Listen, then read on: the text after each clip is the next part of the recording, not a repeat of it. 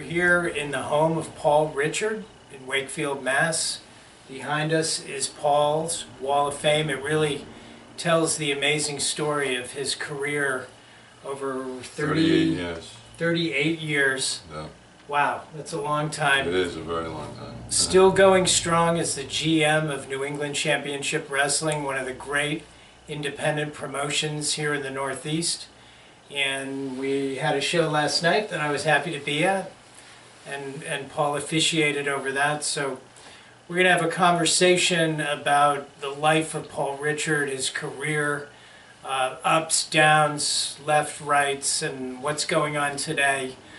So why don't we start with you telling us about, let's start way in the beginning. Okay. You're 15 and a half years old.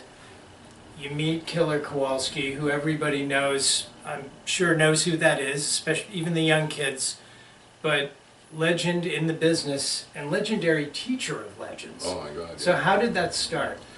Well, I worked in a butcher shop, my first job I ever had, and I cleaned out the meat counters and I made the sausages. They used to make homemade sausages, so I was a sausage guy. So I'd be in the back room cranking the friggin' thing and, doing it. And my father would pick me up after work. So on this particular Saturday, he picks me up and we're not heading home. I'm like, where are we going? He goes, I want you to meet somebody. And I'm like, who are we going to meet? He goes, Killer Kowalski. I'm like, how the hell are we going to do that? Well, I found out he has a wrestling school in Salem, Mass at the YMCA, and I know where it is. He goes, let's go see him. I go, we're just going to walk in there. And did he know him? Or no. You didn't know him didn't know him at all. So we went to the YMCA Union, I think it was called. And it was on like the second or third floor of this old building.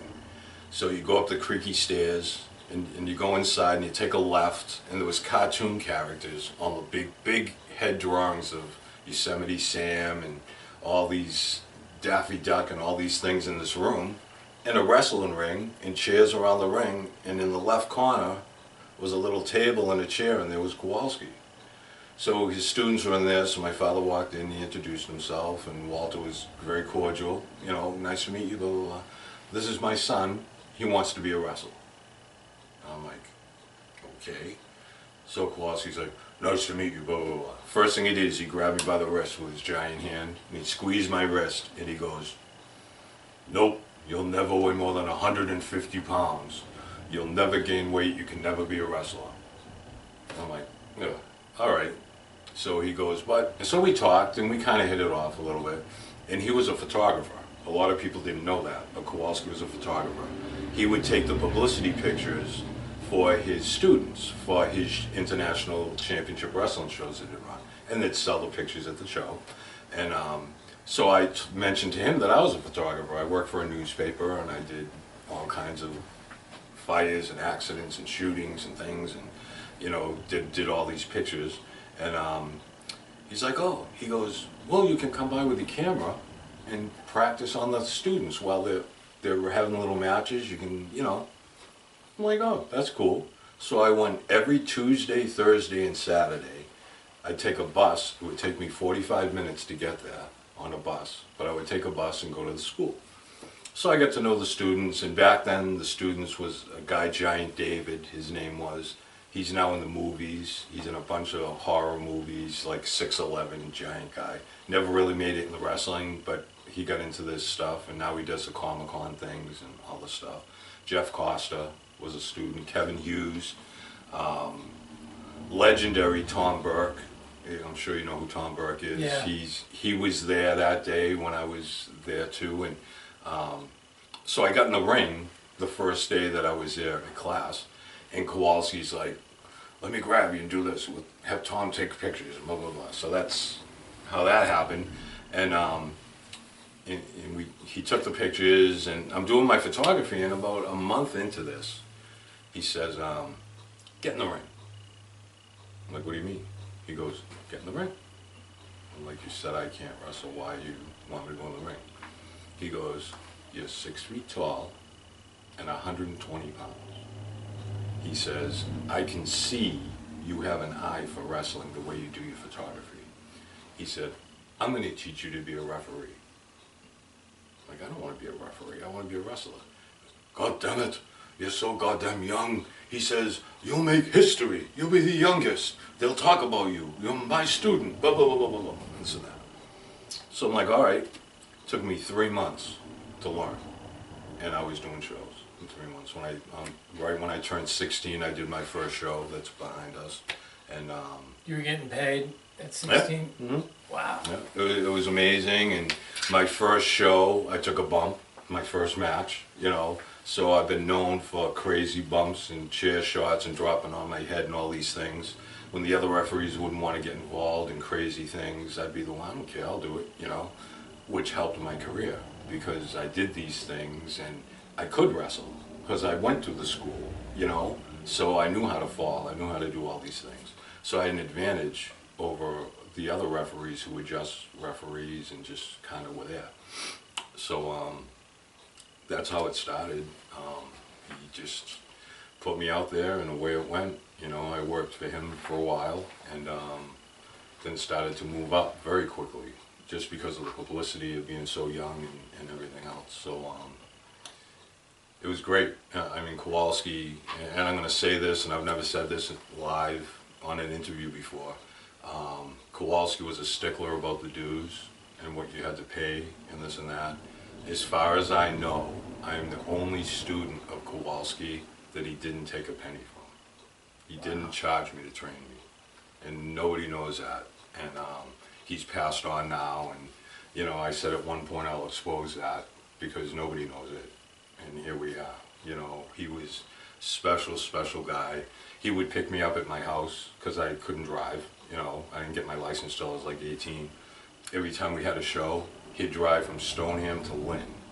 If we're in Manchester, New Hampshire, he'd drive from Stoneham to Lynn to pick me up, to drive me to the show. So I traveled with Kowalski for a couple of years, all the time, in the front seat next to him, in his big Suburban, and he would just talk the whole time, and it was such an education to just be with the legend, you know, and he's like my friend, you know. He, first time he picked me up, I invited him into my house.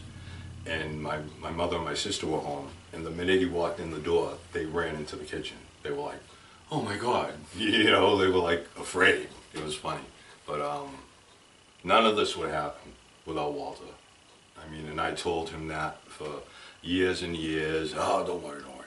And then when I did ECW, I had Walter come around, because now I'm making money, it's successful, it's a huge thing. He would show up at the shows and just be in the back talking to the guys, you know, and I would always go to Paul Heyman and say, listen, a little something from you for Walter. And he'd give me $100 bill at every one of our shows, and when Walter was leaving, I'd give him a hug and put a $100 bill in his hand, and he wouldn't want to take it, but I'd go take it, you know, and amazing. I can't say enough about him. You know, he was eccentric, very strange, never went to the doctors, didn't take pills, didn't believe in medicine. He believed in magnets. If you were injured, he had a bag of magnets and wraps. If you hurt your knee, you know, put the magnet on your knee, wrap it up, you know, and the energy will take the bad energy out. If you get a concussion, put a magnet on your head and tape it around, and it'll take the energy out. Totally, he was a vegetarian. He was a vegetarian, yeah. I was going to ask you. You know, and legendary stories about being with Walter in the beginning. There was a place on Route 1 called Augustine's. It was an Italian buffet, which was cool, because there's none of that around now. It's all Chinese, which is the food of wrestling anyway, and that's good. But this place was amazing. A giant salad bar and all kinds of pasta, all kinds of stuff. And we'd go there all the time, because Walter would just love to eat.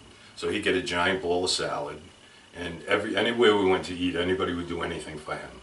You know, I'm a vegetarian. Oh, we can do this, we can do that. You know, in a restaurant or anything, they'd be like, oh my God, Killer Kowalski, you know, and they'd do anything for him. But he'd fill up that big friggin' bowl of salad, and he would just put his head down and just shovel the salad in. Wouldn't talk, wouldn't look up, just eat the salad. And then he'd sit there and he'd talk a little. And then he'd go back and get more salad.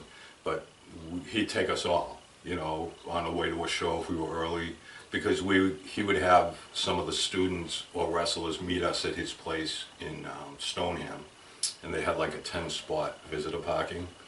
and he had the giant Suburban. He could fit like 9 of us in there. So they would all drive to his place, and then they'd all jump in the back with the bags, and he would drive us all to the events, you know. So it was interesting. You know, it was a great time. It was a great learning experience. But again, he was eccentric. I had him at my house one time, and having him for dinner. And I was married at the time, and I was with WWF at the time, and he come over, and I had a nice, like, penthouse right on the water, really, really nice. So I had him over, and my ex-wife made, you know, vegetarian stuff, and everything was great. He goes, I go, you want water, right, Walter? Yes. So I go get him a nice big glass of ice water. Oh, damn it, I can't drink this. What's the matter? You only should drink water at room temperature. Yeah, I've heard that, yeah. Because it helps you digest your food. If you drink it cold, it's no good for you. So we had to give him warm water, and he was happy as hell. But he was just a different kind of guy. Amazing. And again, as I've been blessed through these decades of being at the right place at the right time, meeting Walter at the right time, you know, because I played ice hockey in high school. And I went to a private school. In my freshman year, I made varsity team, center. First scrimmage game, I shattered my ankle. And it was just like, he's going to have a career, he's going to be good, blah, blah, blah. And then boom, I shattered my ankle, and then it went numb, and I never was hurt before. So I went out again for the next shift and took a stride, and I just heard crack, crack, crack, and I fractured it in like 8 places. So they're like, you can't ski, you can't do that, you'll never do any of this stuff. So I was in a cast and the whole thing. And it's still very screwed up, even today. For several years I had to wear a brace in my shoe that went up to my calf and under my foot, just to hold my ankle so it wasn't moving around. But that ended my hockey career, and then that healed in like 6 months, and then at this time the whole Kowalski thing happened. So it just kind of, I was disappointed because I thought I could be Bobby Orr, the next Bobby Orr, you know, and it's just like it wasn't going to happen. So. And then the wrestling happened.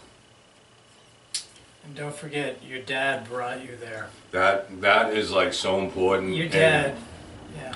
And I used to watch wrestling every Saturday morning with my dad. We'd sit there in front of the black and white TV. He didn't believe in the color TV at first, so when this dies, we'll get a color TV. So we'd sit there Saturday morning with the rabbit ears and the snowy, trying to see what's going on and watching all the stuff. And he was really into it, you know, and he was really into it when I first got into it. But as I really started to get into it, he kind of turned against it because he worked at the GE, and that was where you worked back then. Yeah, and Lynn. Benefits, you get the best benefits, and you're set for life. You don't want to do this wrestling, you have no insurance. What if you get hurt? Blah, blah, blah, blah, blah, blah, blah. So he kind of, we banged heads on that. I'm like, you bring me into this, and now you're like, go work at the GE instead. So he didn't really get that into my career until I went to WWF. Then all of a sudden, my son works for the WWF. He's on TV every week, and blah, blah, blah, blah, blah, blah, which I kind of resented a little bit. It's just like, jump on the bandwagon, Dad, now, you know what I mean? But several people that were influential in my life were just like, he's from Canada. He had a 6th grade education. His father took him out of school in the 6th grade to go to work. He was just a hard, laboring, working person who has no idea what I'm about to get into, you know. So it's so far above anything that he would imagine that he was just afraid. But, and he was very unemotional, and we used to always sit in section 61 at the Boston Garden in the first row of the balcony, facing the entranceway. And when I made my debut in the Garden, I bought the whole row of seats. And my mother went, my whole family went. And my mother said to me afterwards, she goes, I couldn't believe it. She goes, you came down the aisle and the place was screaming, and you got in your ring and tears were running down your father's face. And I'm like, wow, that I got goosebumps. Yeah. So, you know what I mean? But, so, and unfortunately he passed away very young. So he never got to see after WWF. I had just started, and then he passed away. So he didn't get to see all the things I did, never got to experience the whole ECW thing. He would have loved that, you know. But yeah, if it wasn't for him none of this would have happened, and if it wasn't for Kowalski, I would have had no career. A lot of us wouldn't have had a career if it wasn't for Kowalski, you know? And then I can't help but think now and in the future, there's going to be other guys that are going to say that of you. Maybe, you know, and that's what it's Yeah. all about now. You know what I mean? It's just like I've had my time. I'm in 2 different Hall of Fames. I can't be active in the ring anymore.